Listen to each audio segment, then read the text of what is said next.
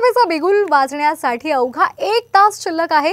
3 वाजता निवडणूक आयोगाची पत्रकार परिषद होणार आहे। यावेळी आयोग लोकसभा निवडणुकीच्या तारखांची घोषणा करणार आहे। लोकसभेसाठीच्या तारखांची घोषणा झाल्यानंतर आजच आचारसंहिता लागू होणार आहे।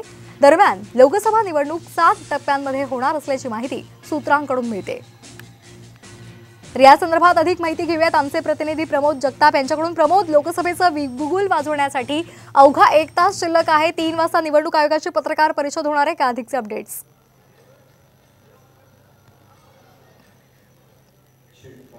श्वेता, अगदी काही मिनिटांचा अवधी बाकी आहे। पुढच्या तासाभरामध्ये संपूर्ण देशाला समजणार आहे की देशामध्ये लोकसभेची निवडणूक कधी होणार आहे आणि त्याच अनुषंगाने संपूर्ण तयारी जी आहे ती पूर्ण झालेली आहे। विज्ञान भवनामध्ये मी आहे श्वेता आणि माझ्या पाठीमागे बघू शकतेस तुम्ही याच ठिकाणी खरं तर ही पत्रकार परिषद होणार आहे।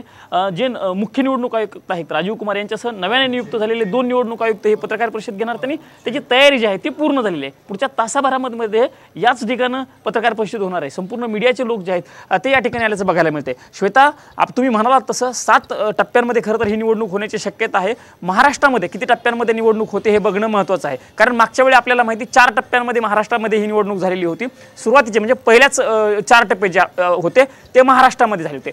11 एप्रिलचा पहिला टप्पा महाराष्ट्रामध्ये होता, त्यामुळे यावेळी महाराष्ट्रातील टप्पा कोणता असतो हे बघणं महत्त्वाचं असणार आहे। सोबतच किती टप्प्यांमध्ये ही निवडणूक आहे ते बघावं लागणार आहे। पत्रकार परिषद जर श्वेता सांगायला गेलं तर साधारणतः 1.25 तास ते 1.5 तास ही पत्रकार परिषद होईल अशी माहिती मिळते। सुरुवातीचे 20 ते 25 मिनिटं संपूर्ण देशामध्ये तयारी कशा पद्धतीने केली गेलेली आहे त्याची सगळी माहिती जी आहे ते निवडणूक आयुक्तांकडून दिली जाईल। आपल्याला माहिती आहे अनेक राज्यांमध्ये मागच्या काही दिवसांपासून हिंसाचाराच्या घटना घडत आहेत, त्यामुळे त्या ठिकाणी प्रशासनाने कशी तयारी केलेली आहे त्याची सगळी माहिती जी आहे ती सुरुवातीला पत्रकार परिषदेमध्ये दिली जाईल। त्यानंतर मतदारांची संख्या किती आहे, नव्यानं नियुक्त पहिल्यांदा मतदान करणारे मतदार किती आहेत, या सगळ्याची माहिती दिल्याच्या नंतर मग टप्प्यांची माहिती जी आहे ते निवडणूक आयुक्तांकडे दिली जाणार आहे। त्यामुळे तयारी पूर्ण झालेली आहे। आता सगळेच वाट बघत आहेत त्या क्षणाची आणि तो क्षण अगदी पुढच्या तासाभर येऊन ठेपलेला आहे। त्यामुळे सगळ्यांनाच पुढच्या तासाची उत्सुकता लागल्याचं आपल्याला बघायला मिळते आणि पुढच्या तासाभरामध्ये श्वेता संपूर्ण देशाला समजणार आहे की लोकशाही देशामध्ये निवडणूक कधी होते।